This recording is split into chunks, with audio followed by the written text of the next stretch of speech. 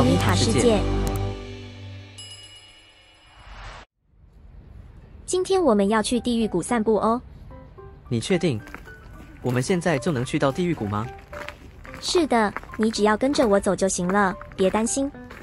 我觉得有点怕怕的。放心啦，现在是大白天，地狱谷的鬼怪们应该都还在睡觉，不会出现的。好吧。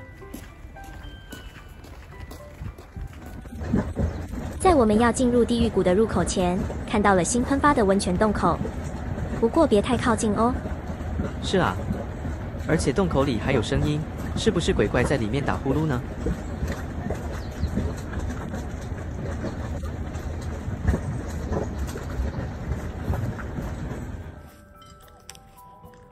我们抵达到地狱谷啦！原来这就是你说的地狱谷，我还以为是我想象的地狱谷呢。你幻想的也太夸张了吧？你知道吗？登别地狱谷其实是1万年前巨多勒火山爆发后所留下的巨大火山口痕迹，经过数千年的喷发，形成了这个奇特的谷地。这里的直径约450公尺，面积约11公顷，到处都有喷气孔和温泉水的涌出口。所以我们在还没进入到登别地狱谷之前，便可以闻到浓厚刺鼻的硫磺味。这一路走来都可以闻到，原来是从这里来的啊！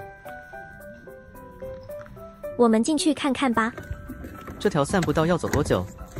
半个小时，不过要是我们从这里走到足汤，是需要2个小时。不过从地狱谷通往足汤的道路因为积雪的关系已经被阻止通行了，所以变相的我们也去不到奥之汤和大汤沼这2个地点都在通往足汤的路上。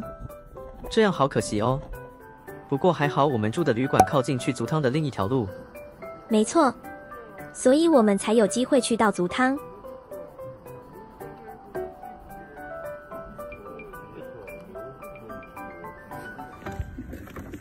在散步道的中途会有岔路，走下阶梯后就是药师如来堂。据说在1861年，当时开采硫磺的南部番家城，用佛堂下涌出的温泉水清洗眼睛后，眼疾因而痊愈。佛堂内放置着家臣作为谢礼而捐赠的石碑，而涌出的温泉被称为木之汤。原来是这样，我还想着怎么地狱谷里会放置着药师如来呢？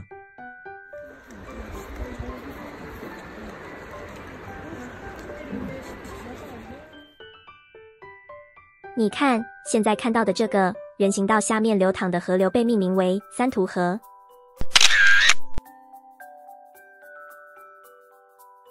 在日本被称为位于这个世界和另一个世界的交界处的河流三途之河，但据说在地狱谷过河的话可以长寿。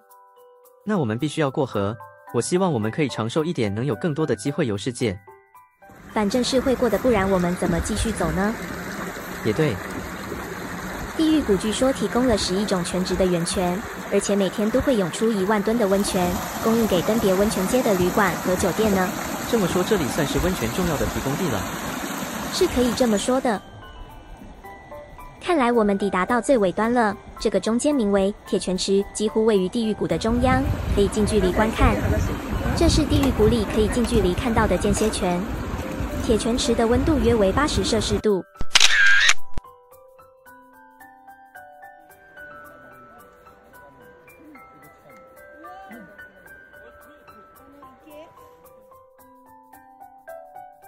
据说地狱谷这个名字源自于这里的景象，因为此地寸草不生，到处都有不断在喷发的白烟，再加上刺鼻的味道，让人感觉仿佛置身于地狱之中，因此而得名。不过也有另一种说法是，这里涌出的水泡因为沸腾的样子看起来就像鬼怪栖息的地狱。确实有种这样的感觉，而且眼前的风景要用肉眼看才能感觉到。我只能说大自然的力量真的很厉害，能制造万物，也能毁掉万物。是啊，而且登别的温泉水是乳白色的，具有缓解关节酸痛和体寒等症状的功效，据说还能减肥和美容。水温约在摄氏45度到摄氏92度之间，非常适宜沐浴。难怪我们昨天去的足汤还有晚上在旅馆泡的温泉都是乳白色的呢。而且泡好温泉出来后，感觉皮肤变得好滑，而且身体也很舒服。我也是，我大概深感的明白为什么当地人会那么喜欢泡温泉了。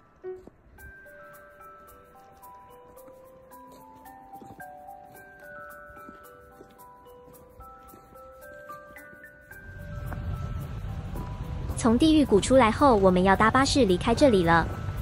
巴士会把我们送到哪里呢？会送到登别车站，然后我们要坐地铁继续出发到下一个目的地。今天的影片就到这里了。